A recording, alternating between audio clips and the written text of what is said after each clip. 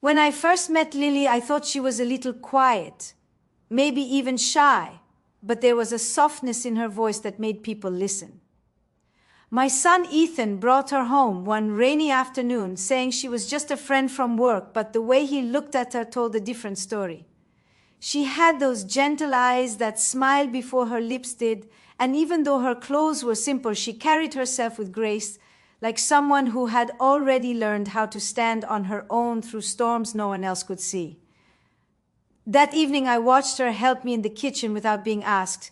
She peeled potatoes with care, her hands trembling a little, but she never stopped smiling.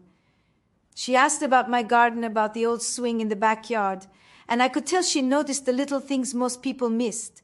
When Ethan drove her home later that night, he came back quieter than usual, and I knew right then this girl was going to change everything for him. Months passed, and Lily became part of our lives almost without trying. She would bring over her homemade apple pie, saying it was never perfect, but it always tasted like comfort. Ethan would laugh more when she was around, and even the house felt lighter somehow. But behind her calm eyes, there was something I couldn't quite read, a kind of weight that made her seem older than her age. One afternoon, while folding laundry together, I asked her about her family, and she hesitated just a little before saying they all lived far away and that she hadn't spoken to them in a long time. She didn't say why, and I didn't press, because sometimes silence tells you more than words ever could. Then one Sunday, Ethan told me he wanted to talk. He said he loved Lily and wanted to marry her. I was happy for him, of course, but he looked nervous, like there was something more behind his words. He said Lily didn't want a big wedding. She just wanted something simple, maybe even private. I said that was fine as long as they both felt ready. I told him that love is not about the size of the ceremony, but the strength of the promise you make. He nodded, but his eyes looked distant, and that made me wonder. The next day, I decided to stop by Lily's apartment with a basket of muffins. She opened the door looking surprised and tired, but she still welcomed me in. Her small place was neat but almost empty, like she was always ready to leave. We sat by the window drinking tea, and I told her Ethan had shared his plans. She smiled softly and said he was the best thing that had ever happened to her.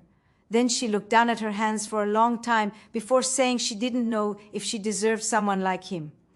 I reached over and held her hand and told her that love isn't something you earn, it's something you give and receive. She looked at me with tears that she tried to hide and whispered, "Thank you." A week later, Ethan called saying he and Lily wanted to come over for dinner. I made their favorite stew and baked a small cake, thinking maybe they were going to tell me the wedding date.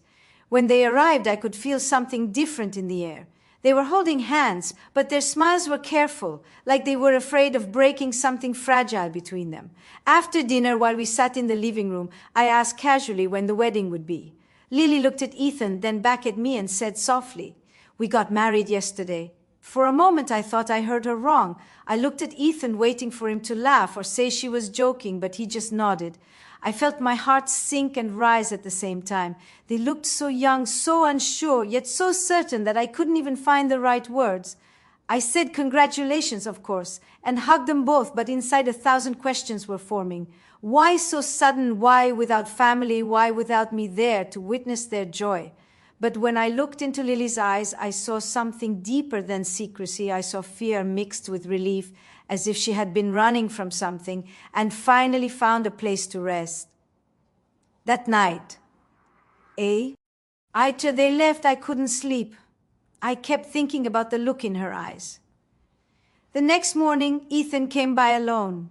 He said Lily didn't want to make a big deal out of it, that they just wanted peace and a fresh start. But the way his voice cracked told me there was more. I asked if she was all right, and he said she just needed time. I didn't push him, though. Every part of me wanted to. Days turned into weeks, and I watched Lily trying to settle into her new life. She helped me in the garden again. She laughed at Ethan's jokes, and she even started volunteering at the local shelter. Everyone adored her gentle ways, but sometimes when she thought no one was watching, she would stare into the distance like she was listening to something only she could hear. One evening after dinner, she sat on the porch swing beside me and said, "Life has been kind to me lately, but kindness always feels like something I need to earn." I told her she didn't need to earn it. Not anymore. Not with us. She smiled, but her eyes shimmered like glass under rain. It wasn't until winter that I learned the truth.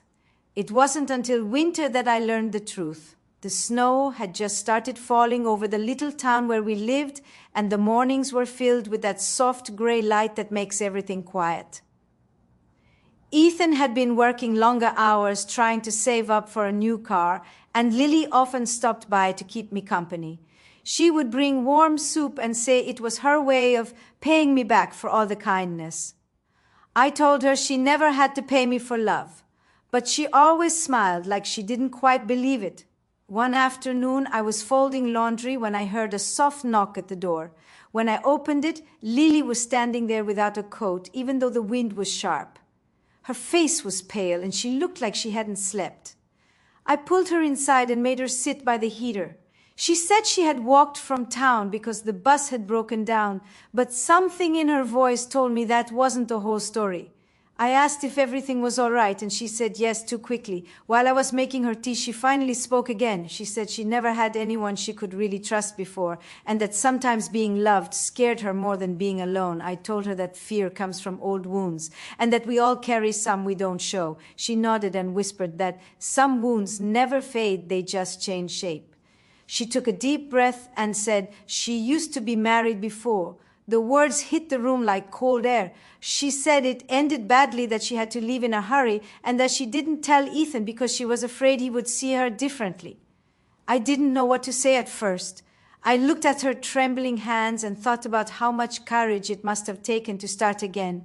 I told her that love built on honesty can survive anything, and that she had done the right thing by telling me.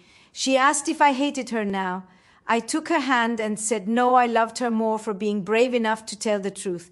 She started crying quietly, her shoulders shaking. I held her until she calmed down and promised her I would keep her secret until she was ready to share it with Ethan. That night I couldn't stop thinking about her words. I thought about how many people live their lives hiding pieces of their past just to feel safe. I thought about the courage it takes to start over in a world that isn't always kind to women who walk away from pain. The next morning, Ethan came by to pick up some tools, and I asked him how Lily was. He said she had been a little quiet lately, but he thought it was just winter blues.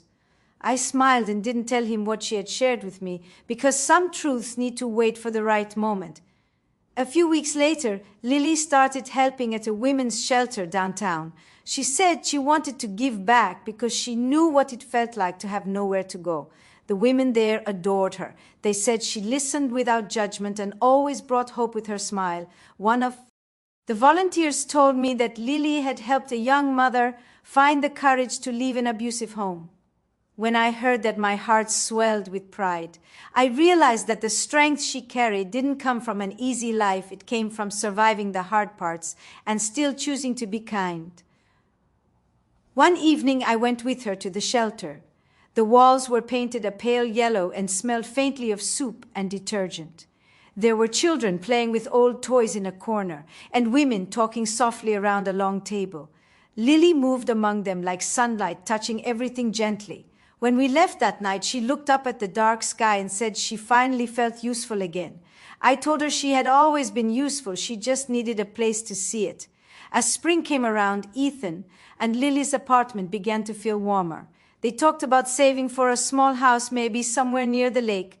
I could see how much they loved each other, but sometimes when Ethan wasn't looking, Lily's eyes still held that faraway look. It was like she was waiting for something, or maybe someone.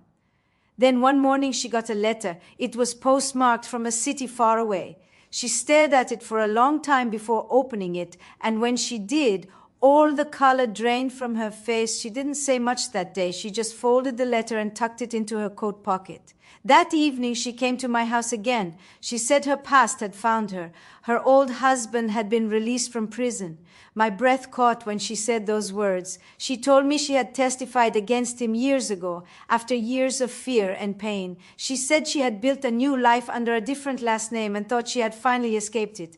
I held her hands and told her that she wasn't alone anymore, that we would protect her. Ethan came home later that night and found her crying in the kitchen. She told him everything. I listened from the other room, afraid but also proud that she finally trusted him enough to tell him the truth. At first he was silent, then he walked over and wrapped his arms around her and said, "None of that changes how I feel about you." She collapsed into his arms, sobbing like a child. That was the night I realized how deep their love really ran. But trouble has a way of testing even the strongest hearts. For a few months after Lily told Ethan everything, life was calm. She smiled more freely and started planning small things again, like repainting the kitchen and growing flowers on the balcony. Note that said, "You can't hide forever." They went straight to the police. The officer said it could be harassment and promised to keep watch, but they couldn't do much without proof. Lily looked tired and small as she sat there answering questions. When we got home, I told her to stay with me for a few days. She agreed, though she hated feeling like a burden. Those days in my house were heavy, but also strangely close. We cooked together and talked about little things to fill the silence. Sometimes she would share pieces of her past, how she had met James when she was only 20 and how his charm had faded into cruelty over time. She said she left the night he hit her hard enough to send her to the hospital. She said she thought about ending her life once, but then one morning she looked in the mirror and decided she wasn't going to die for someone else's mistake. That moment, she said, was when she started fighting for herself. I listened quietly, my heart aching for her strength and pain. I told her she had already proven how brave she was. She smiled faintly and said, "Bravery doesn't mean you're not scared, it just means you walk anyway." I knew then that she was the kind of woman who turned pain into light for others, even while her own wounds were still healing. One morning, Ethan came to pick her up for work and told me they were thinking of moving to another town for a while just to be safe. I said if that would give them peace, then they should go. They hugged me tight before leaving. That evening, I stood at the porch watching the sunset, thinking about how life tests people in ways we never plan for. Weeks passed and I got a call from Lily. She said they had found a small place near the coast and that the air there smelled like freedom. She sounded happy, almost like her old self again. I could hear waves in the background and the sound of Ethan laughing. I thought maybe they had truly outrun the darkness. But then one night my phone rang again. It was Ethan and his voice was shaking. He said someone had broken into their car outside the new apartment. Nothing was stolen, but there was another note inside that said, "I told you I'd find you." I could hear Lily crying in the background and my chest tightened. I told them to pack their things and come back home at once. They did the next day, their eyes hollow from sleepless nights. That week, I stayed up with Lily every night making tea and telling stories about when Ethan was little. I wanted to remind her that there was still softness in the world. One evening, as we sat by the window, she said she didn't want to live in fear anymore. She said she wanted to stop running. I asked her what she meant, and she said she was going to face him through the law once and for all. The next morning, she went to the police with all her documents and told them everything from the start. She showed them the notes and the photo and the old records from the case. The officer, who had once said there wasn't much they could do, now looked at her with respect. They opened a full investigation and promised to keep her safe. For the first time in months, I saw something new in her eyes, not fear, but determination. She said she wasn't that scared 20-year-old anymore. She was a woman who had built her life again from nothing, and she wasn't going to let anyone take it away. That night, as she sat by the fire, she said quietly that she wanted to share her story one day, maybe help other women find their voice. I told her she already had the voice, she just needed to keep speaking. She smiled and said, "You know, sometimes I think you were sent into my life to remind me that mothers come in many forms." I felt tears rise in my eyes as I held her hand. Spring turned into summer, and little by little peace began to return. The man was arrested after trying to contact her again through a friend. She had to testify one more time, but she did it with her head high and her hands steady. When she came out of the courthouse, Anne and I were waiting with flowers. She hugged us both and whispered, "I'm finally free." The day she said those words, I realized how powerful quiet strength can be. After the trial, life finally began to breathe again. The house that once felt heavy with fear now smelled of baked pies and morning coffee. Lily started working again part-time at a small flower shop near town. The owner, an elderly woman named Grace, became her friend and said she had never seen someone arrange flowers with such gentle care. Lily said maybe it was because she knew how it felt to fall apart and still want to be beautiful again. Grace told her that sounded like poetry. Ethan and I visited the shop often. Every time I watched Lily tie ribbons around bouquets, I thought of how much she had changed. There was a calm in her movements, a quiet kind of happiness that comes from surviving something deep. One Friday evening, Ethan came home carrying a small brown box. He told me to guess what was inside. I said probably something for Lily.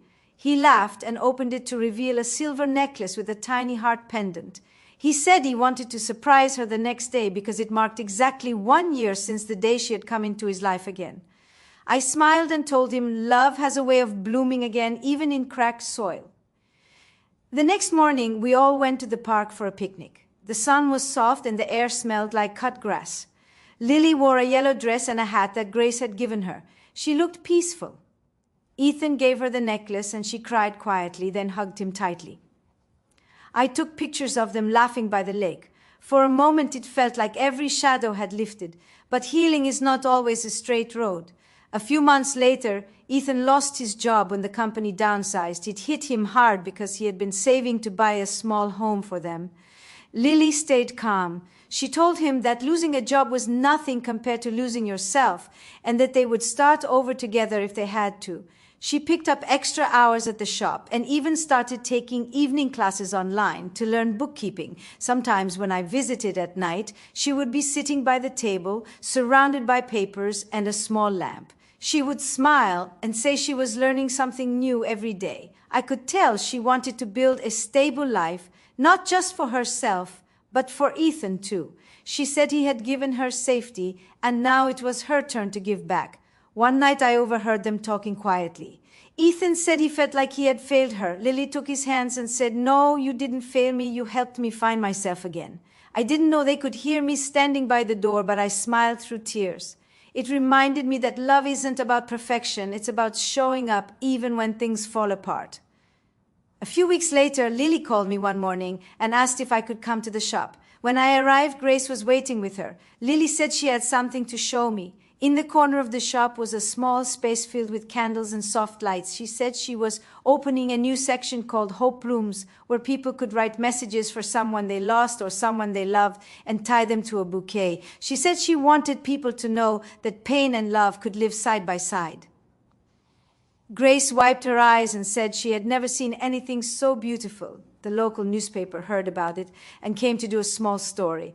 They called Lily the girl who turned sorrow into flowers. When I read the article, I cried.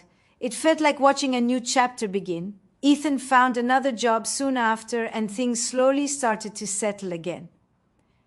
By autumn, their apartment was filled with light and laughter. On weekends, they would visit me and we would cook together. Lily loved making soups because she said it felt like comfort in a bowl.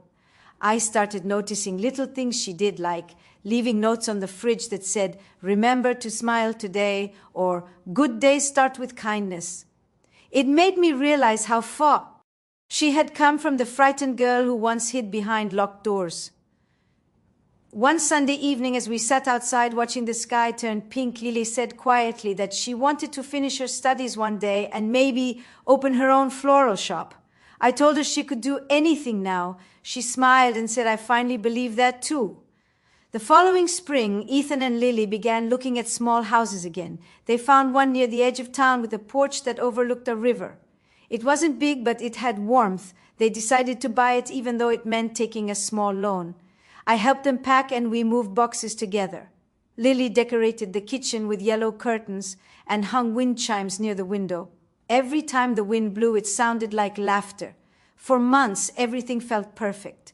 Then one morning, I got a call from Lily. She said she had found something strange in the mailbox. It was a plain envelope with no name, but inside was a small key and a note that said, "For your new beginning." There was no signature, no address. She sounded unsure whether to be afraid or curious. I told her to take it to the police just in case. They checked it but found nothing suspicious. They said maybe someone was just being kind. Still, the key stayed on their table for days like a mystery waiting to be solved. The key stayed on the table for nearly a week. Every time I visited, Lily would pick it up and look at it like it was holding a secret. She said it felt familiar somehow, like something she had seen before but could not remember. Ethan joked that maybe it was the key to their future, and they laughed a little, though deep down I could see Lily was still uneasy. One evening when Ethan was working late, Lily decided to clean the attic of their new house. She called me while sorting through old boxes that the previous owners had left behind. In one of the dusty boxes, she found an old diary and a small wooden box locked shut. The diary belonged to a woman named Margaret, who had lived there more than 20 years ago. Lily tried the mysterious key on the wooden box, and to her surprise, it opened easily. Inside there was a faded photograph of a young couple standing in front of the same house, smiling with their hands linked. Underneath the photo was a small folded letter. Lily read it out loud to me over the phone. It said, "To whoever finds this home next, may it give you the peace it once gave us. This key belongs to the garden gate at the back. When you open it, you'll find the bench where we carved our initials the day we decided to start over. Every home has stories, and every story needs love." Lily's voice trembled as she read it. She said maybe it was a sign, a reminder that new beginnings could grow from old wounds. That night, she and Ethan went to the back garden and used the key. It fit perfectly in the rusted lock on the gate. Beyond it was a small patch of earth, half overgrown with wildflowers. In the corner stood an old wooden bench, weathered by time but still strong. On it were the letters M and J carved side by side. Lily called me again and told me how peaceful it felt out there. She said she wanted to restore that little garden and plant flowers like the ones she sold in the shop. I told her it sounded perfect because sometimes healing isn't just about moving forward, but also about honoring what came before. Over the next few weeks, she spent every spare hour in that garden. Ethan helped her dig soil and paint the bench. They planted roses, daisies, and a little patch of lavender. Every evening they would sit there holding hands watching the fireflies. Lily said it was her favorite part of the day. One night I went to visit them for dinner. The house smelled of herbs and something baking in the oven. Lily looked radiant in the soft light. She told me she had named the garden Second Chances. She said it reminded her that no matter how broken a story was, there was always another page waiting to be written. As we sat down to eat, Ethan raised a glass and said to new chapters, "And to the woman who taught me what courage really means." Lily blushed and said, "Stop making me cry at dinner." We all laughed. Later, when I was leaving, she handed me a small envelope. Inside was a key, just like the one she had found. She said it was for me because I had given her the strength to open her own gate again. I hugged her tightly and told her I didn't need a key because my heart was already open for her. The next few months passed quietly. The flower shop started doing really well. People from other towns came just to visit the Hope Blooms corner. Grace said she was thinking of retiring soon and wanted Lily to take over the shop. Lily hesitated at first, but after talking with Ethan, she agreed. I could see pride in her eyes when she signed the papers. It wasn't just a job anymore, it was her dream taking root. One day, the local news came to film a short segment about her shop. They asked her what inspired her to do it. She said softly that it came from a time when she thought her life was over, but someone showed her that kindness could heal even the deepest scars. When she said that, I had to wipe my tears because I knew she was talking about us and about how love in any form can save people. As autumn came again, I noticed how content she looked. The colors of the leaves matched the warmth in her eyes. She would call me every morning just to ask if I had breakfast and sometimes send over baskets of flowers with little notes saying thank you for believing in me. Then one evening, Ethan came to my door with his hands shaking slightly. I thought something was wrong, but when he spoke, his voice was filled with joy. He said Lily was pregnant. I couldn't stop smiling. It felt like everything she had lost was finally coming back in the form of new life. When I went to see her, she was sitting by the window with a blanket over her lap, smiling softly. She said she was scared, but also happy. She said this time her fear felt different. It wasn't about pain or loss, but about love so big that it made her heart ache. I told her that was exactly what motherhood felt like, and she laughed through tears. The next few months were gentle and bright. Ethan was extra careful and never let her lift anything heavy. I would visit often, bringing soups and fresh bread. Lily would talk to her belly like it could already understand. She said things like, "You are already so loved and the world is waiting for you, little one." Sometimes I would sit beside her listening and remembering when Ethan was that small. When her due date came close, she told me she wanted to name the baby Hope, if it was a girl, or Parker, if it was a boy, after her own last name, to remind herself where she came from. I told her both names sounded perfect. But life has its own way of keeping us humble. One night during a thunderstorm, Lily went into early labor. Ethan called me in a panic. We rushed her to the hospital as rain poured over the windshield. The nurses moved quickly, and within hours we heard the first cry of a baby girl. When they placed her in Lily's arms, the room went silent except for that tiny sound. Lily looked at her daughter and whispered, "Welcome home, my little Hope." I cried so hard that the nurse handed me tissues. Ethan kissed Lily's forehead and said she was the bravest woman he had ever known. The days after the birth were filled with soft light and gentle laughter. Lily named her baby girl Hope Parker Miller. I still remember the first time I held her. She was so tiny, her fingers curling around mine like they were holding onto life itself. Her skin smelled like milk and new beginnings. Lily watched me with tired but glowing eyes. She said she couldn't believe something so small could carry so much love. Ethan couldn't stop smiling. He walked around the hospital room like a man who had finally found the meaning of everything. He told every nurse that his wife was the strongest woman alive, and every time he said it, I blushed. When they brought Hope home, the whole house felt different. It was like the air itself was softer. I started visiting them every day. Sometimes I'd bring soup or baby clothes or just sit and hold Hope while Lily napped for a while. The sound of that baby's soft breathing was like a song that healed something deep inside me too. Watching Lily as a mother was something magical. She was calm, gentle, and full of quiet strength. Even when she was exhausted, she smiled through it. She told me one night that she had never imagined herself living long enough to see happiness like this. I told her she had earned every piece of it. The months passed in a rhythm of bottles, lullabies, and tiny giggles. Ethan worked hard during the day and helped with the baby every night. Sometimes he would fall asleep on the couch with Hope resting on his chest. Lily would whisper, "Look at them," and I'd see that look in her eyes, the one that said she finally felt safe. Hope grew fast. By the time she turned 6 months old, she had a laugh that could melt anyone's heart. Everyone at the flower shop adored her. Grace still visited sometimes, though she was retired now. She said seeing Lily and her little family made her believe that good people still win in the end. One afternoon, as I was leaving the shop, I noticed Lily standing by the counter looking thoughtful. She said she had been thinking about writing her story. Not for fame, but for the women who felt like they had no voice. She said if even one person could feel less alone because of her, then it would be worth it.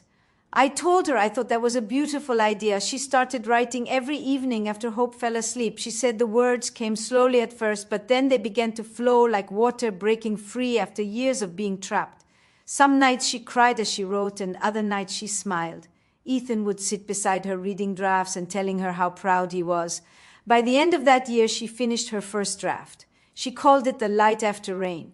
It wasn't long or fancy, but it was honest and full of heart. She let me read it before sending it anywhere. As I turned the pages, I felt every moment of her journey all over again. The pain, the fear, the love, the hope. It was all there, raw and beautiful. She submitted it to a small community publisher who printed stories of courage and healing. She didn't expect to hear back, but a month later she got an email. They said they wanted to feature her story in their next issue. When she told me, her hands were shaking. She said she didn't care about money or fame. She just wanted her words to reach someone who needed them.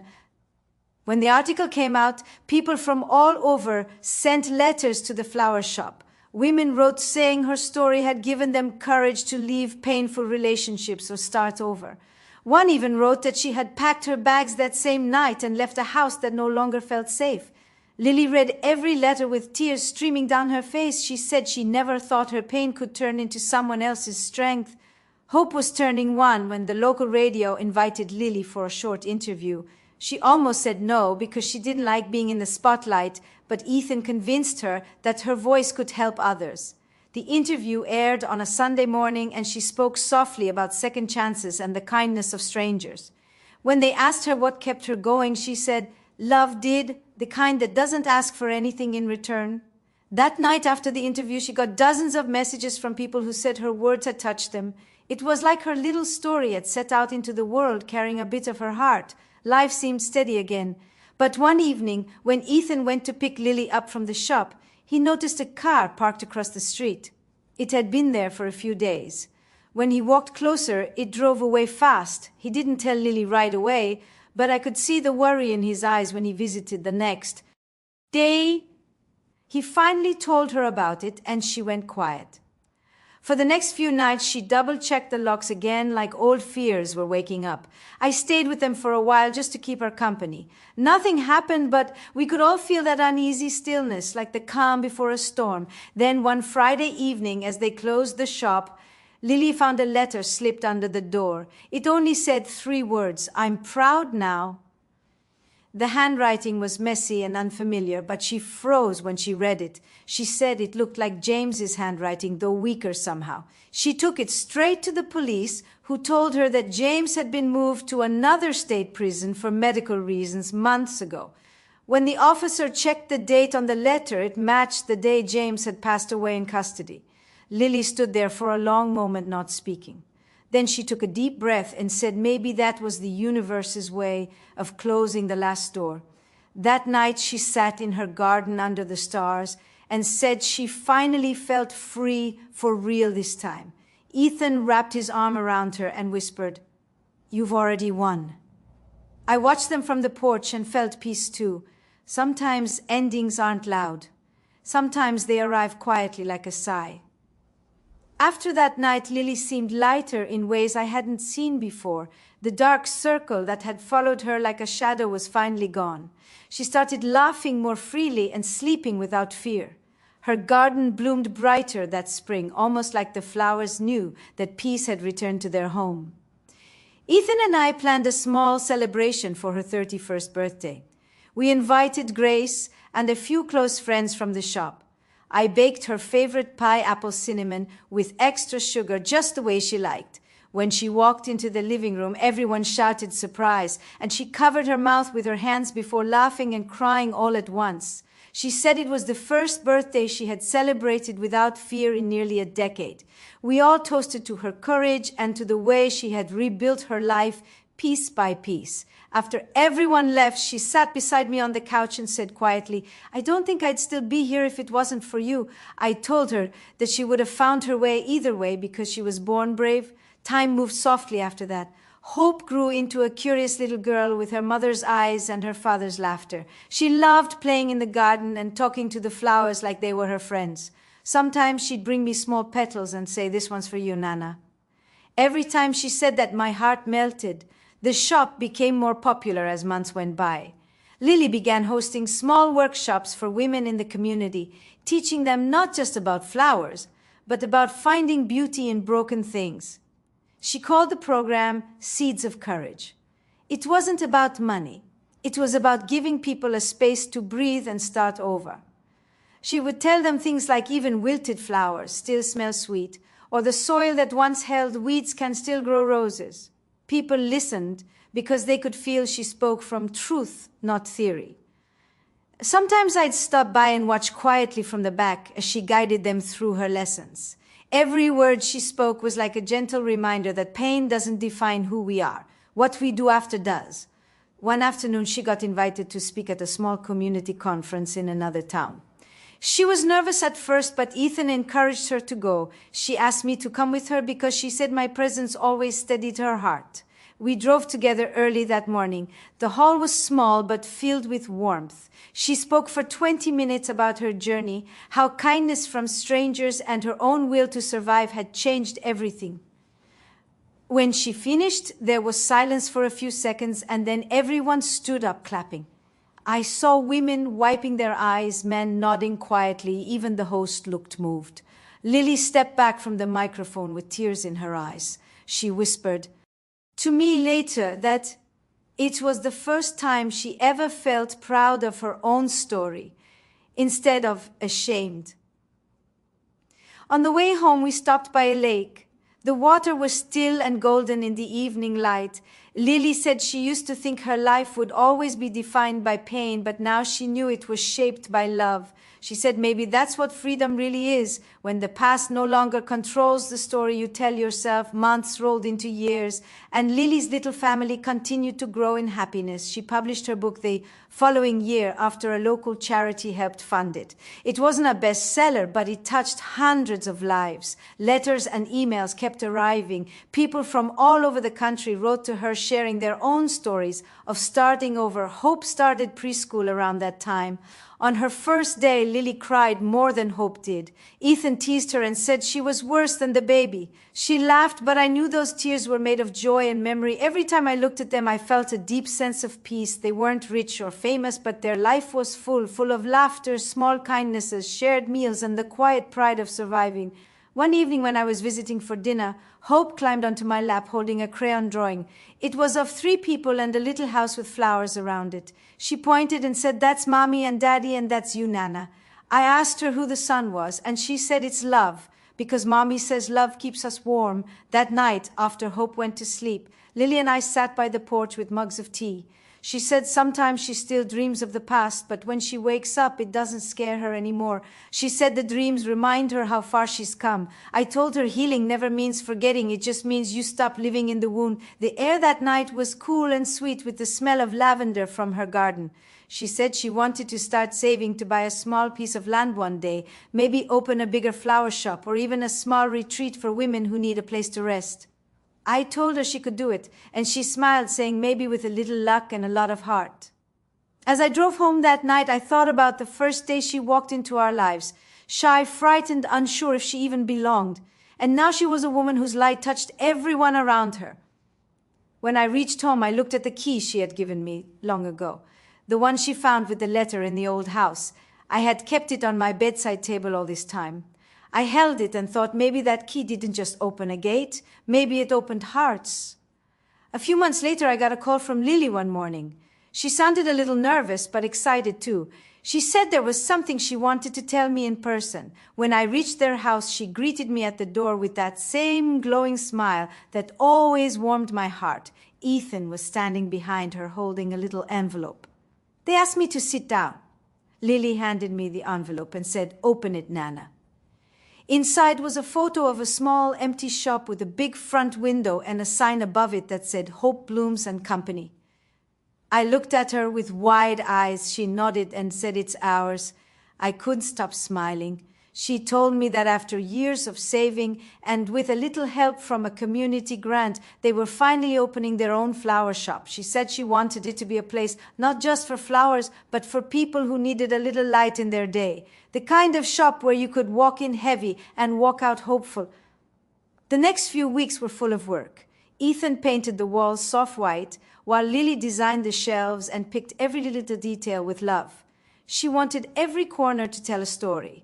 I helped where I could, mostly by keeping Hope busy and bringing snacks for everyone. On opening day, the whole neighborhood showed up. Grace was there too, with her cane and a proud smile. There were flowers everywhere, tulips, lilies, roses, daisies, all arranged like a living rainbow. Lily stood in front of the shop holding a pair of scissors. Her hands trembled a little. Ethan whispered something in her ear, and she laughed softly before cutting the ribbon. Everyone clapped, and I felt my heart swell. Inside the shop was a small wall painted with the words, "Every flower tells a story. Every story deserves to bloom." People came and went all day buying flowers and hugging Lily. Some even brought old letters thanking her for what her story had done for them. She hugged every single one of them with the same warmth that had saved her own soul once. That evening, when the crowd had gone, Lily sat on the shop floor, surrounded by petals and ribbons. She looked tired but happy. She said, "I used to think my life ended when I ran away years ago, but now I know it only began that day, because everything that came after led me here." Ethan kissed her forehead and said, "You were always meant to bloom." As months passed, Hope Blooms and Co. became more than a shop. It became a gathering place. People came not just for flowers, but for advice, comfort, sometimes just to talk. Lily kept a small notebook on the counter where customers could write messages to whoever they wanted, to the ones they lost, to the ones they forgave, to themselves. She said words had healing power too. One afternoon, a young woman came into the shop with a bruise on her arm. She said she had read Lily's story and wanted to start over but didn't know how. Lily held her hand and said, "The first step is believing you can." The woman cried and hugged her. Later, she left a note in the notebook that said, "I left tonight. Thank you for showing me the way." When Lily read, she cried quietly. She said that was what the shop was for. Not money, not fame, but moments like that. She said every person who walked through that door reminded her of why she fought so hard to stay alive. That summer, they hosted a small festival outside the shop. There was music and children running around with flower crowns. Hope was 4 by then and danced around the garden with petals in her hands. She looked like a tiny angel. Lily stood watching her with tears in her eyes. She said, "Sometimes I can't believe this is my life now." I told her that's what happens when you refuse to give up. Life gives you back more than you ever imagined. That night, when everyone had gone, Lily and I sat on the porch watching the lanterns fade into the sky. She said, "Nana, do you think people can really change completely?" I told her I think people don't really change. They just finally become who they were meant to be. She nodded and said, "Maybe that's true. Maybe I was always this woman, just needed time to find her." We sat in silence for a while, listening to the crickets and the soft sound of the river. I felt grateful for every moment of this journey, for the fear that taught her strength, for the pain that made her kind, and for the love that made her whole. As the stars came out, she said quietly, "You know, sometimes I still think of James not with anger, but with distance, like he belongs to another lifetime." I said, "Maybe forgiveness doesn't mean forgetting. It just means you've stopped carrying the fire that burned you." She smiled and said, "Then maybe I've forgiven." Years went by softly after that. Hope started school and loved art just like her mother. The shop continued to grow, and Lily began teaching small weekend classes on emotional healing through creative work. People from all walks of life came, women, men, young people, even older folks, who said they just needed to remember what hope felt like. And through it all, she never stopped being kind. She still sent me flowers every week, sometimes with little notes that said, "Thank you for believing in me when I didn't." I'd put them in a vase near my window and smile every time I saw them. One day she asked me to come to the shop because she wanted to show me something new. When I arrived, she led me to the back garden, the same one that had once been overgrown and wild. Now it was filled with color and life. In the center stood a small wooden plaque that read, "For everyone who ever had to start over, you are not alone." I stood there unable to speak. She hugged me and said, "This is for all the women who don't know yet that they are brave." I told her she was the bravest of them all. That night, as I drove home, the wind blew softly through the trees, and I thought of all the ways one person's courage can change the world. It doesn't take power or money or grand gestures, just a heart willing to stay kind even after being broken. The seasons turned again as they always do. Summer drifted into autumn, and the little town where Lily and Ethan lived became painted in gold and rust. The flower shop stayed busy all year round. People came not only to buy bouquets, but to share pieces of their hearts. Some came to celebrate birthdays, some to mourn, some to begin again. And Lily listened to every story like it mattered, because to her it did. One cool morning in October, I stopped by with a thermos of hot cocoa. Hope was sitting at the counter drawing on a piece of brown paper. She looked up at me and smiled. "Nana, look, I drew our family." There were 3 figures, a dog, and a big tree with hearts growing instead of leaves. I asked her who planted the tree, and she said, "Mommy says you did. You planted love first." I laughed, but something inside me melted a little, because in her own innocent way, she was right. Lily came out from the back, wiping her hands on her apron. She'd been arranging a sympathy bouquet for an older man whose wife had passed away. Her eyes were soft and steady, the way they always were when she worked with grief.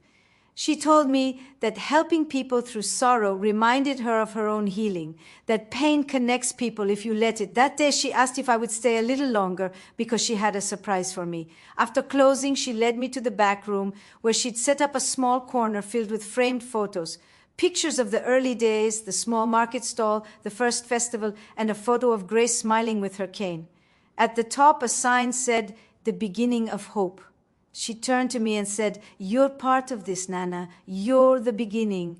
I wouldn't have made it here if you hadn't believed in me when I was at my lowest." I felt tears sting my eyes. I told her, "You did this yourself, sweetheart. I just reminded you of the light you already had." She hugged me and whispered, "Maybe, but sometimes people forget they have light until someone shows them the reflection." We stood there for a while in that little room surrounded by memories. I thought of how far she'd come, from a scared young woman hiding behind walls to a strong mother, wife, and teacher whose story was now helping others heal. Later that evening, Ethan came in carrying a box. "Guess what came in the mail?" he said. He handed Lily a small envelope with the logo of a community magazine. She opened it slowly, her eyes widening as she read. "They want to feature the shop," she said breathlessly. "They want to write about our story." Ethan grinned. "Looks like the world's going to meet hope blooms." When the article came out, it was simple but powerful. It talked about how a small flower shop in a quiet town had become a symbol of healing and resilience. It mentioned Lily's journey, her courage, and how her story was helping others start over. There was even a picture of Hope sitting in the garden holding a single sunflower. After the article was published, people from neighboring towns began to visit. They came with letters, gifts, sometimes just hugs. Lily never turned anyone away. She said kindness was the only currency that never lost value. But life, being what it is, doesn't stay easy forever. One winter, Ethan lost his job at the local hardware store when it closed down. They struggled for a while, trying to balance bills and keep the shop running. I could see the worry in Lily's eyes again, the same fear that used to live there years ago, but this time she faced it differently. She said to me, "I used to think struggle was a sign that I was failing. Now I know it's just part of being alive." They managed by cutting down expenses, working longer hours, and taking custom orders for weddings and events. Hope helped by folding ribbons and watering flowers after school. Even through the hard months, laughter never left their home. That's how I knew they'd be okay. Then, one evening near Christmas, a woman came into the shop carrying a camera and a clipboard. She introduced herself as a producer from a small TV station. She said she'd read the magazine article and wanted to do a feature on local heroes. Lily laughed nervously, saying she wasn't a hero. But the woman insisted. A week later, they filmed the story. The shop, the workshops, the garden. They even interviewed a few people Lily had helped. When the piece aired, the shop's phone didn't stop ringing for days. People wanted to send donations, place orders, or just say thank you. I watched it sitting beside her on the couch. The final line of the segment said, "Sometimes the most beautiful things grow from the hardest soil." Lily leaned her head on my shoulder and said, "That's the truth, isn't it?" I smiled and said, "It always has been." That night, after everyone went to bed, I sat on the porch alone. The moonlight touched the garden, and I could see the reflection of all the years we had lived, the pain, the healing, the laughter. I thought of that first moment years ago when she'd said, "We got married yesterday," and how shocked I had been. Back then, I had no idea that one unexpected moment would change the course of all our lives. She hadn't just become my daughter-in-law. She had become my daughter in every way that mattered. As I sat there, I whispered softly, "You did it, Lily. You really did it." And for the first time in many years, I felt completely at peace. Spring came again. The air was gentle and the flowers began to wake. Hope was now 7 years old and more curious than ever. She would follow Lily everywhere, asking questions about how flowers grew and why some wilted faster than others. Lily always answered with patience and warmth, saying, "Everything has its season, sweetheart, even people." One Sunday morning, we all gathered at their house for breakfast. The kitchen was full of noise, the clinking of cups, the sound of pancakes sizzling, and Hope giggling as Ethan tried to flip one and missed. It fell right on the floor and everyone burst out laughing. It was such a simple moment, but it felt sacred somehow, because I remembered a time when laughter was a stranger in that house. After breakfast, Lily said she wanted to show us something. We walked down the small dirt path behind their home until we reached the river, the same river where she and Ethan had first talked about starting a new life years ago. Near the water stood a small wooden bench. There was an inscription carved into it, for those who chose to live even when life tried to break them. I touched the wood with my fingers and looked at her. She said softly, "I wanted a place for people to sit and remember that they're not alone. We've all been through storms, Nana, but sometimes sitting by the water helps us see how far we've come." I could only nod because my throat felt tight with emotion. We sat there for a while in silence, just listening to the gentle sound of the river. Hope ran around chasing butterflies, her laughter echoing like music. Ethan wrapped his arm around Lily's shoulders, and for a long moment everything felt still, peaceful, complete. That night, after dinner, we sat together in the living room. The air smelled faintly of lavender and cinnamon candles. Lily turned to me and said, "Nana, do you ever wonder what would have happened if I hadn't married Ethan that day? If you hadn't opened your heart tea?" "Oh, me?" I smiled and said, "No, sweetheart, because I believe some things are meant to happen exactly when they do. Maybe that surprise was life's way of giving all of us a second chance." She nodded, tears in her eyes. "You were the mother I always wished for," she whispered. I reached over and took her hand. "And you were the daughter I didn't know I needed," I said. The room went quiet except for the faint ticking of the old wall clock. There was a kind of peace that doesn't need words, the kind that only comes after years of storms. The next morning I woke early. The house was still, and a soft light filtered through the curtains. I went to the porch and watched as the sun began to rise. I could hear Lily humming in the kitchen and Hope's tiny footsteps running through the hallway. And in that moment I thought, this is what healing looks like. Not perfect, not without scars, but full of love, laughter, and second chances. Sometimes life doesn't unfold the way we expect. Sometimes the hardest goodbyes lead to the sweetest beginnings. When Lily first told me we got married yesterday, I thought I'd lost control of everything I'd planned for my son's future. But I didn't know then that it was the start of something so much greater. That one sentence was the doorway to a story of courage and grace.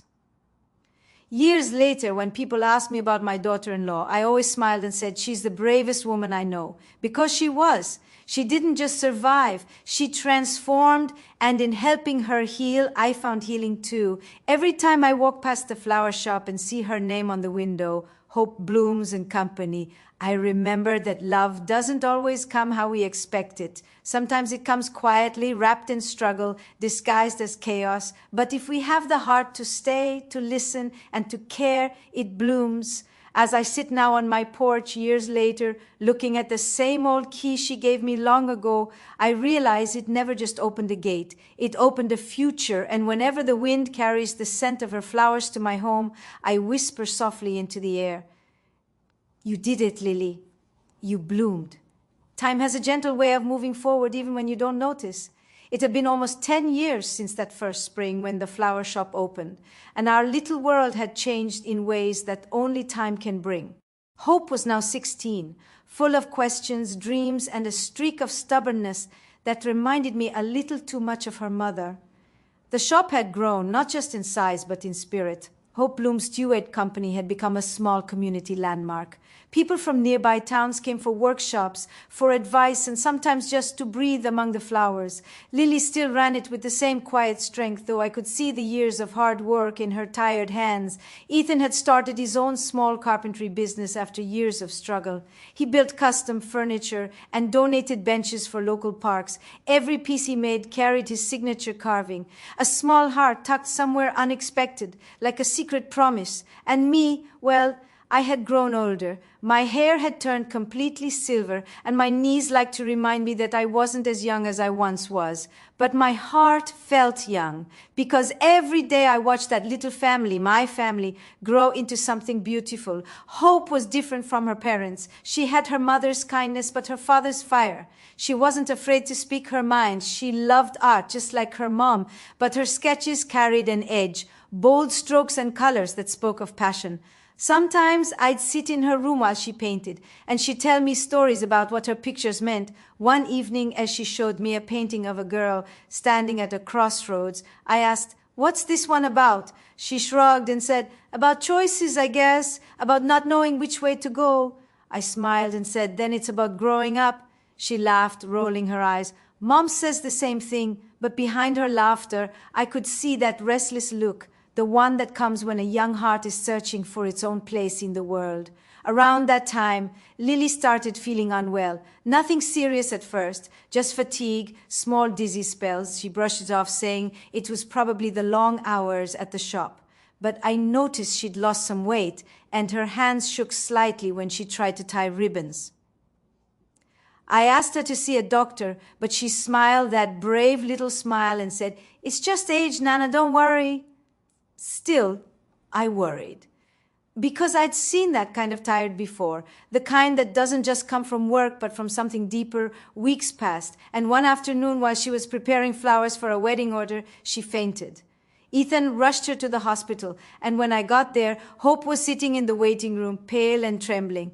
I sat beside her and held her hand. She looked at me and whispered, "Nana, she's going to be okay, right?" I said, "Of course she will. She's stronger than anyone I know." When the doctor came out, his voice was calm but serious. Lily had been diagnosed with a mild heart condition.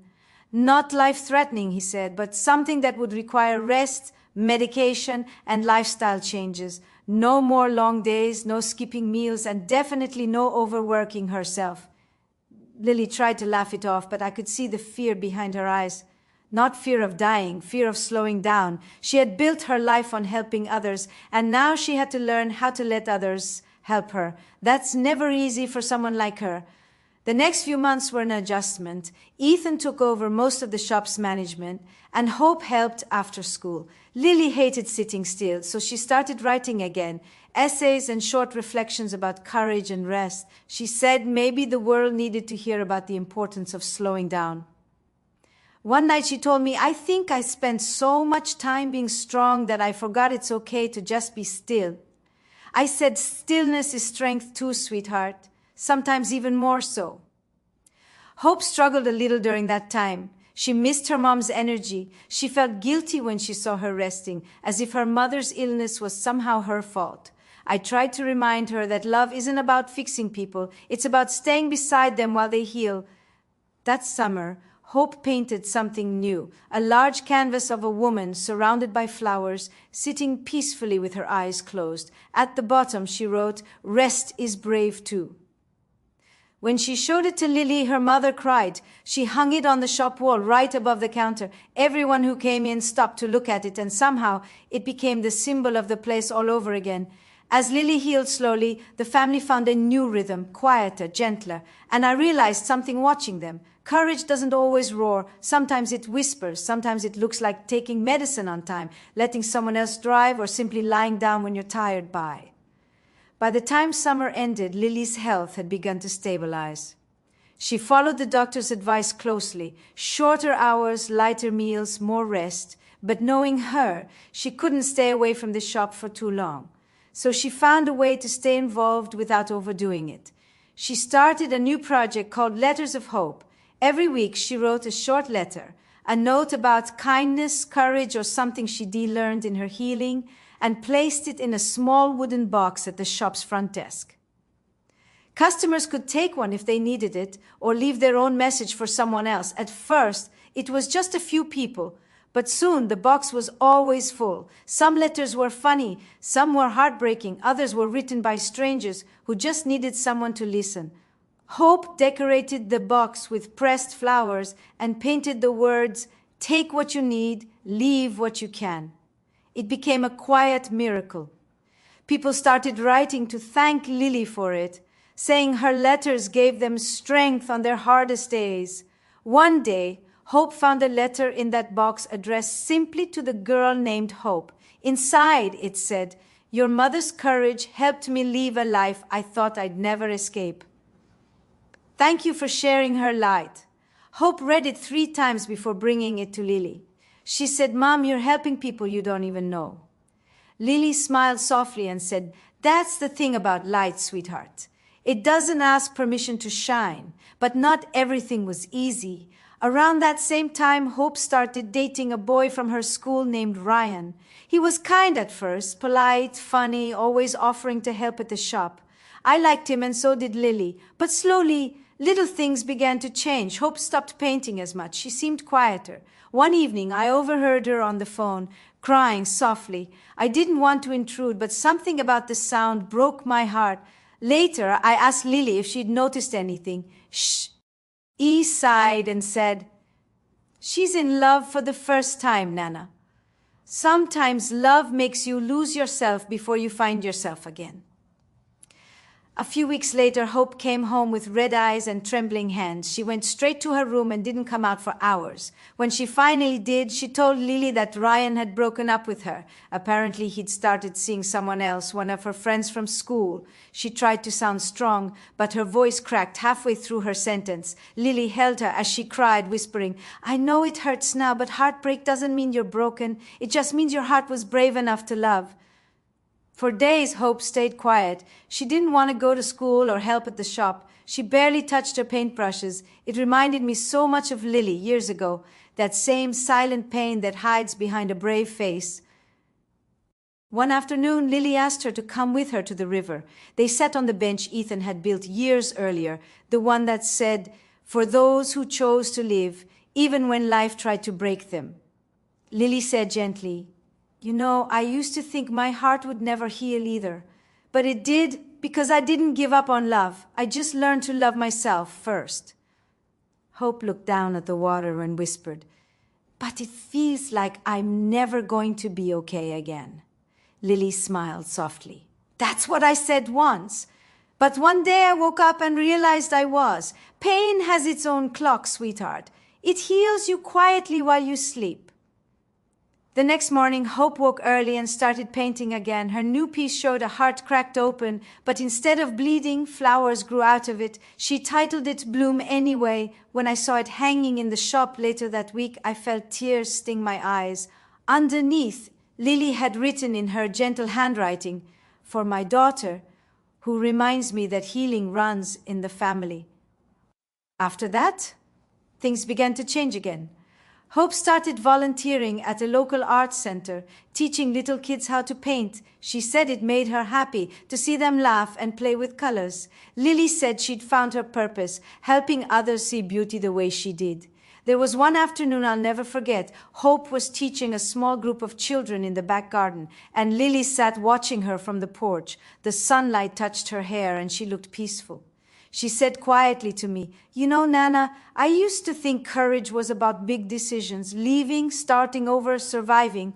But maybe courage is just staying kind after everything." I nodded, feeling my throat tighten. "That's the truest thing you've ever said," I whispered. As the day ended, Hope came running up with paint on her hands and cheeks. She was laughing again, that same bright, easy laugh I hadn't heard in months. Lily looked at her and smiled with tears in her eyes.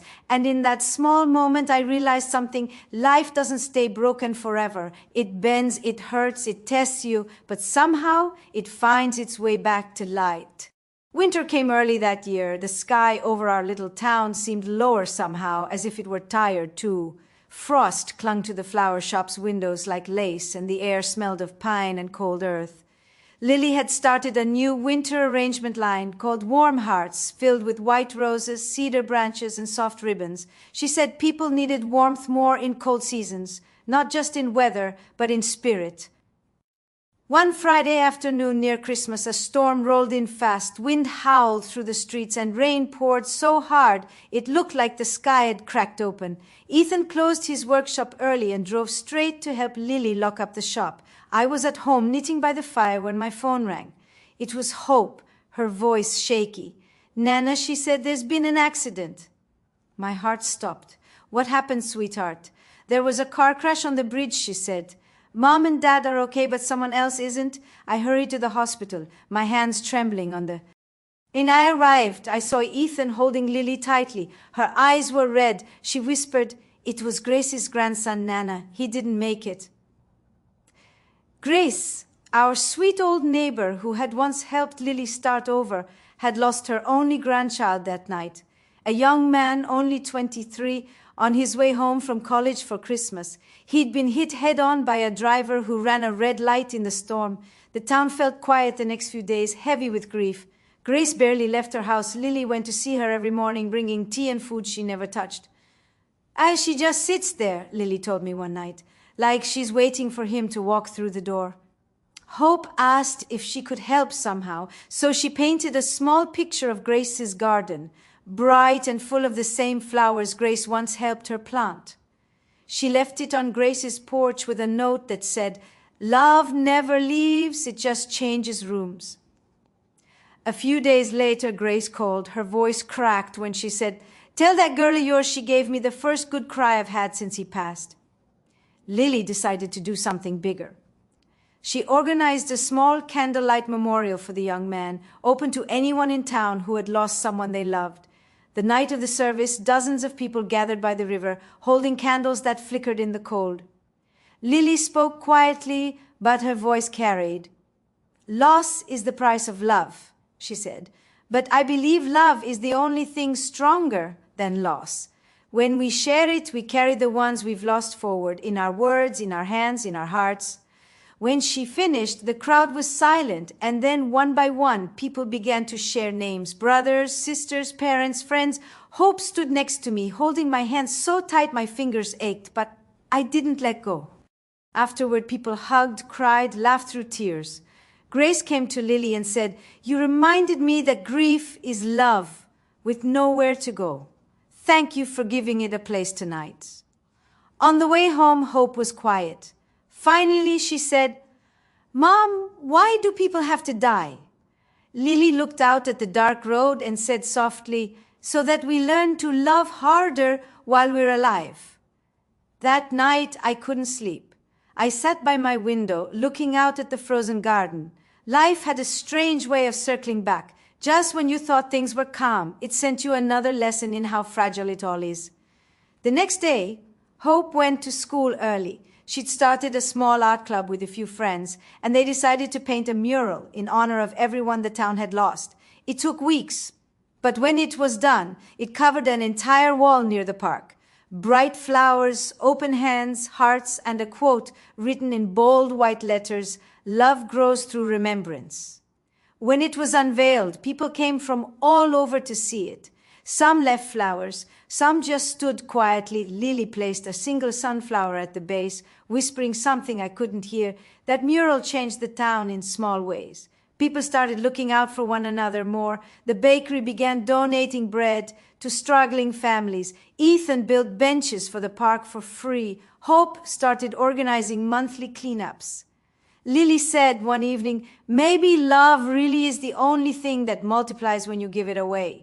I looked at her and said, "You've turned pain into purpose again, sweetheart." She smiled. "Maybe that's all I know how to do." Months passed and spring came again. The flower shop thrived, but Lily still took it slow. She'd learned to listen to her body, to rest when she needed to.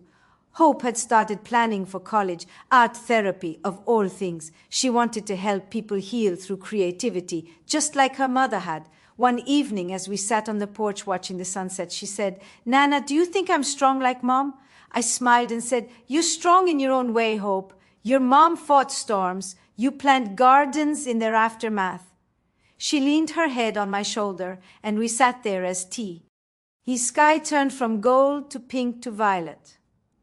Life wasn't perfect. It never would be, but it was full, and that's more than enough. The day Hope left for college was one of those mornings that felt too quiet. The sun was out, the sky was soft and blue, but the house felt hollow. Boxes stood by the front door, neatly labeled in Hope's handwriting, art supplies, winter clothes, letters. Lily had been up since dawn. She baked blueberry muffins even though no one was hungry and kept rearranging Hope's suitcase as if she could somehow pack all her love inside it. Ethan was trying to be strong. He kept making little jokes, saying things like, "Don't forget to call your old man when you need a tire changed, or make sure you eat something green every once in a while." But every time he turned away, I saw him wipe his eyes. Hope came downstairs in her favorite yellow sweater. Her hair was in a messy bun, and she wore that same nervous smile Lily used to wear when she was pretending to be brave. She looked like both of them at once, her mother's heart and her father's calm. She hugged me first. "Nana," she said, "I'm gonna miss your cinnamon pancakes." I squeezed her hand and whispered, "Then you better come back for breakfast." Then she turned to her mother. For a long moment, neither of them spoke. They just stood there, looking at each other, like they were memorizing everything, the shape of a smile, the sound of breathing, the way sunlight caught in each other's hair. Finally, Lily said softly, "You have everything you need?" Hope nodded. "Yeah, I think so." Lily smiled faintly. "Then remember, be kind, be strong, and don't ever let anyone make you small." Hope's voice trembled. "I learned that from you." They held each other for a long time, and when Hope finally pulled away, her cheeks were wet. "You'll be okay, Mom?" she asked. Lily smiled through tears. "I'll be more than okay, baby. You're the best thing I've ever done." As the car pulled out of the driveway, Lily stood on the porch, waving until the car disappeared down the hill. Then she turned, went inside, and quietly closed the door. For a while she didn't say much. The house was too still. Hope's laughter wasn't echoing down the hall, and the smell of paint no longer lingered in the air. Even the flower shop seemed quieter. One night I found her sitting in the garden, wrapped in a blanket, staring up at the stars. I brought her tea, and we sat in silence for a while. Finally, she said, "I thought I'd be ready for this, Nana. I wanted her to go live her life, to chase her dreams, but now that she's gone, it feels like I can't breathe." I put my hand on hers. "That's what love does, sweetheart. It makes leaving hurt because it mattered." She nodded, tears sliding down her face. "You know what the hardest part is? I spent years trying to protect her from pain, but life keeps teaching me that pain isn't something we can keep from the ones we love. It's just something we walk them through." I said quietly, "And you walked her through it beautifully." For the next few months, Lily poured her emotions into writing. She started keeping a journal, not about loss, but about gratitude. Every night she wrote one good thing that happened that day, no matter how small. The sunset was pink. A customer said the shop smells like heaven. Hope called just to say good night. Slowly, her sadness softened into peace. Hope called often. She told us about her classes, her roommate from Texas, and how she was volunteering at an art center for veterans. One day she sent a picture, a group of older men and women smiling proudly beside paintings filled with color and emotion. Underneath she wrote, "Healing through art. You were right, Mom." Lily stared at that message for a long time before whispering, "She's doing it, Nana. She's turning her heart into something good." Spring came again, and with it a surprise. Hope called one morning and Aid, "Mom, I have some news. Can I bring someone home this weekend?" Lily's eyebrows lifted. "Someone?" she asked teasingly. Hope laughed. "Don't worry, he's nice. And yes, he opens doors and says please and thank you." When they arrived that Saturday, I saw Lily freeze for a moment when the young man stepped out of the car. He was tall, soft-spoken, and carried himself with a gentleness you could feel. His name was Sam, and he was studying psychology with Hope. Over dinner, he talked about his dream of opening a community center for people dealing with trauma. Lily listened intently, her eyes full of quiet pride, as Hope shared stories about their volunteer work. Later, after everyone had gone to bed, Lily turned to me and said, "You know what, Nana? I think Hope's found someone who sees her heart." I smiled, just like her mother once did. She chuckled softly. "Maybe, but this time it feels lighter, like she's walking her own path." The next morning, Hope helped her mother open the shop.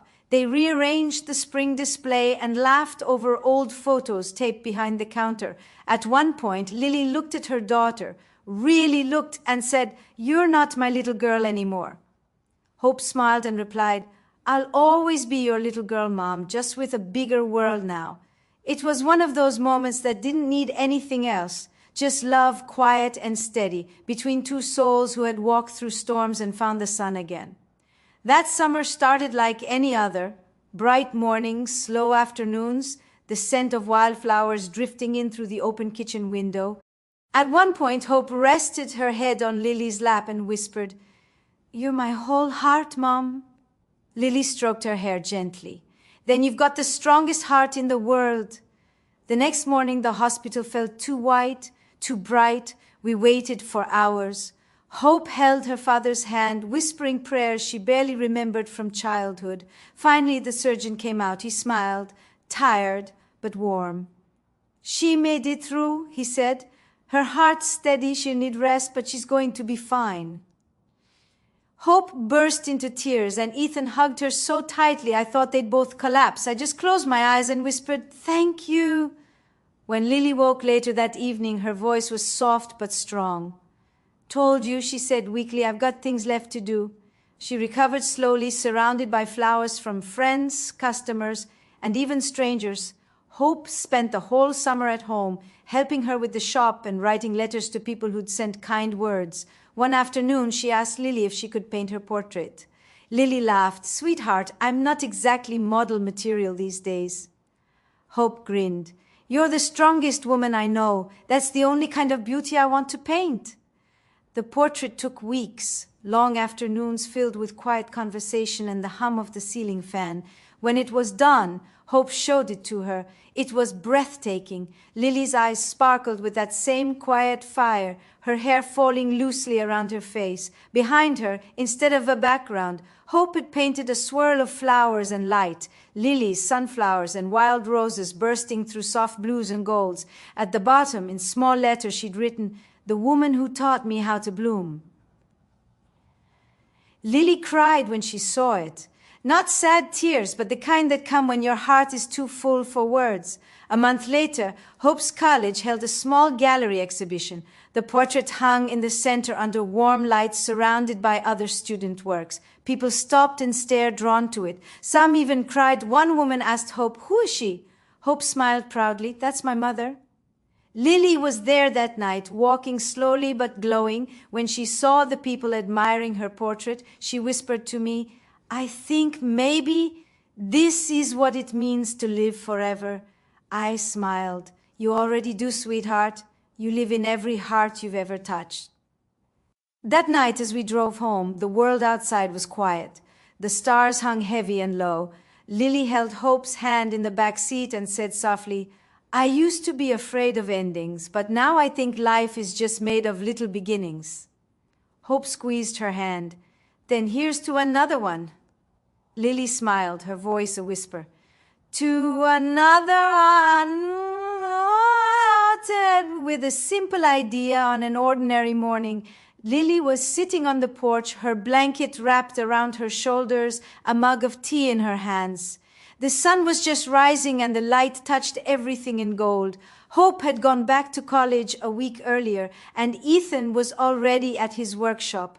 She looked out at the quiet street, at the garden she had tended for years, and she whispered to herself, "There are so many women like me who've walked through storms and don't know where to begin again." That same afternoon, she opened her notebook and began to write. She didn't plan it or think about money or space. She just wrote the words, "The Bloom Project," at the top of the page. Underneath, she scribbled a few sentences for every woman who's ever had to start over, for every mother who's loved and lost, for every heart that still beats even when it's scared to try again. She wanted to create a place, not a clinic or a shelter, but a small, gentle space where women could come to talk, to heal, to create, a place filled with light and warmth, where no one had to be strong all the time. That evening when Ethan came home, she showed him her notes. He read them slowly, nodding. "You know," he said softly, "this might be your biggest bloom yet." Within a month, They cleared out an unused building behind the flower shop, a little brick place that used to be a storage room. Ethan fixed the windows, painted the walls white, and built shelves for books and art supplies. I helped sew curtains and arrange old armchairs we'd kept in the attic. Word spread fast. Women from all over town came to help. Teachers, nurses, young mothers, widows, each one brought something. A lamp, a plant, a story. When it was done, Lily stood in the doorway, her hands shaking as she looked around. "It feels like hope lives here," she whispered.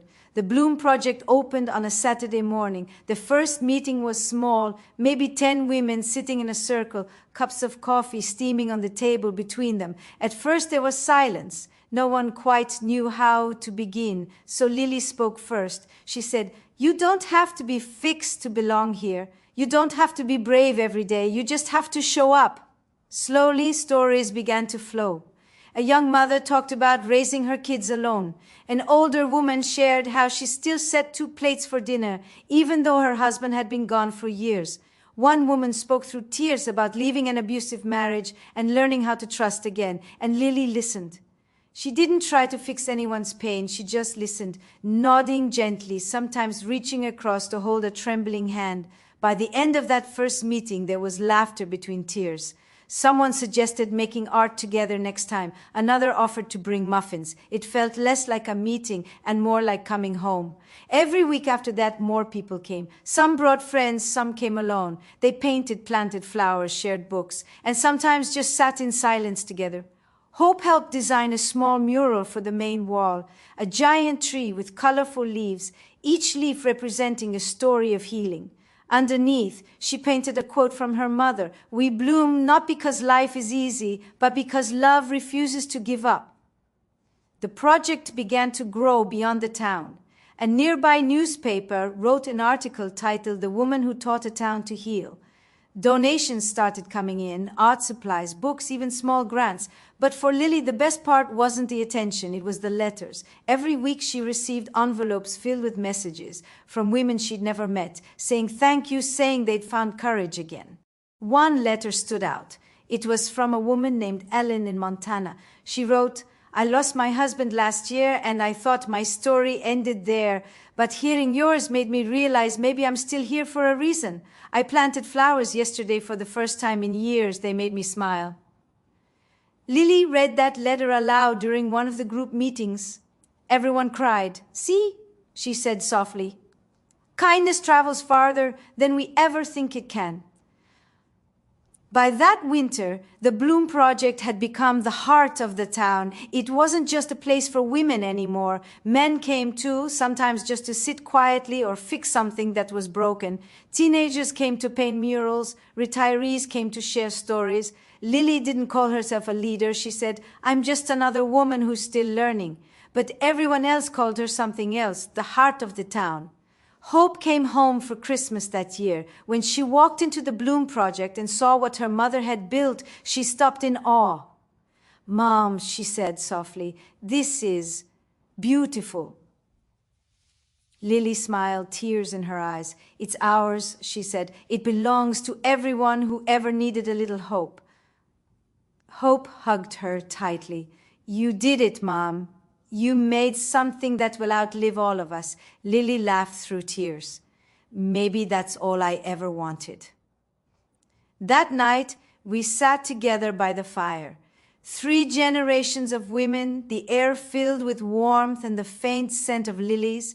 Lily looked at me and said, "You know, Nana, I used to think my story was about pain, but it's not. It's about what you do after." "Our pain." I nodded. "It's about love," I said. She smiled softly. "Yes, always about love." Years passed quietly, as years often do when life finds its rhythm again. Seasons changed, flowers bloomed and faded, the town grew, and so did Hope. She graduated with honors in art therapy, and on the day of her ceremony, she wore a small necklace with a pressed lily inside, her mother's favorite flower. I still remember the way Lily looked at her when she walked across that stage. Her eyes glistened, her lips trembled into a smile that said everything words could not. When Hope returned home that summer, she had a new dream. "Mom," she said one evening, sitting on the porch, "I want to open a second Bloom project, one for young people. There are so many who need a place like you gave this town." Lily looked at her daughter for a long moment. The light from the setting sun painted her face golden. "That's the most beautiful thing I've ever heard," she whispered. "But make it your own, Hope. Don't just repeat my story. Write yours." And she did. Within a year, Hope opened the Bloom Center for Youth and Healing in the nearby city. It was small at first. One room with art tables, mismatched chairs, and a mural of hands holding each other. She invited teens from foster homes, shelters, and schools. She didn't ask for their pasts. She just offered space, paint, and patience. Every wall told a story.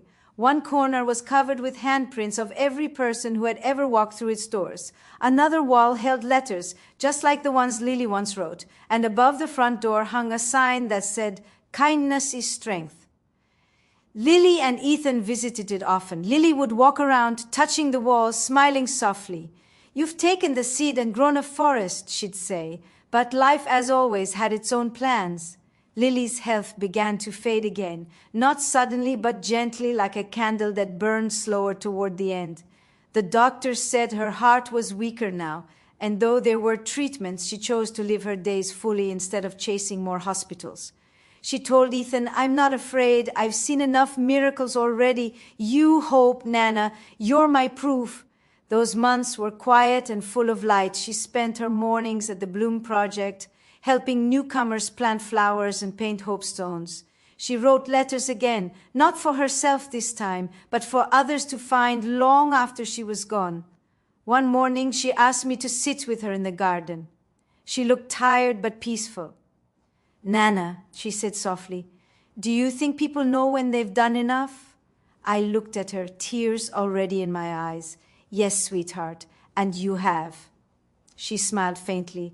"Then I'm ready for whatever comes next." A week later, she passed away in her sleep, the morning light just beginning to touch her window, a vase of fresh lilies beside her bed. Hope was there, holding her hand. Ethan sat beside them, whispering prayers under his breath. It was quiet, gentle, the kind of goodbye that felt more like an exhale than an ending. The town mourned her deeply. The Bloom Project overflowed with flowers, cards, and candles. People from every corner of the community came to say goodbye. Women whose lives she had changed, children she had comforted, even strangers who had once read her words online. Hope spoke at her memorial. Her voice shook at first, but then it grew steady.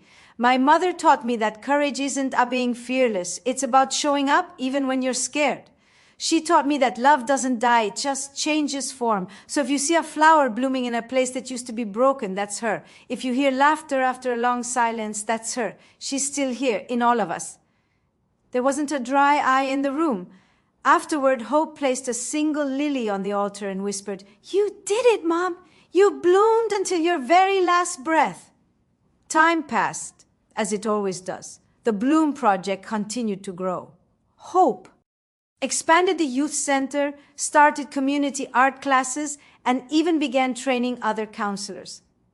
Ethan still worked in his shop, but every Sunday he visited the garden Lily had planted and sat quietly, just listening to the wind move through the flowers. And me, I stayed to help wherever I could, baking muffins for the meetings, telling newcomers about the woman who started it all. Sometimes young women would ask me, "Did she ever get scared?" And I'd smile and say, "Every day, but she showed up anyway. That's what made her brave."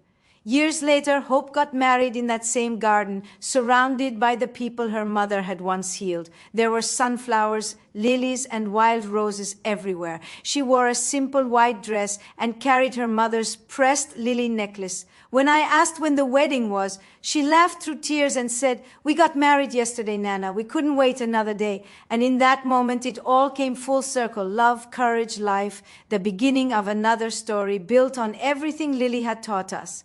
That night, as everyone danced under the string lights, I sat in my chair watching Hope laugh, watching Ethan smile, and I could almost hear Lily's voice in the wind. "See, Nana? It never really ends. Love just keeps finding new ways to bloom." I looked up at the stars and whispered, Yes, sweetheart, you were right, it never ends. And as the music played and laughter filled the air, the garden seemed to glow brighter, as if the very earth was smiling back, because somewhere, somehow, Lily was still there. In every petal, every heart, every story that refused to fade, the woman who bloomed through pain had taught the world something simple and eternal. That kindness is courage, that love is stronger than loss, and that sometimes the bravest thing you can do is keep on blooming. The end. Thanks for watching more stories. Subscribe my channel.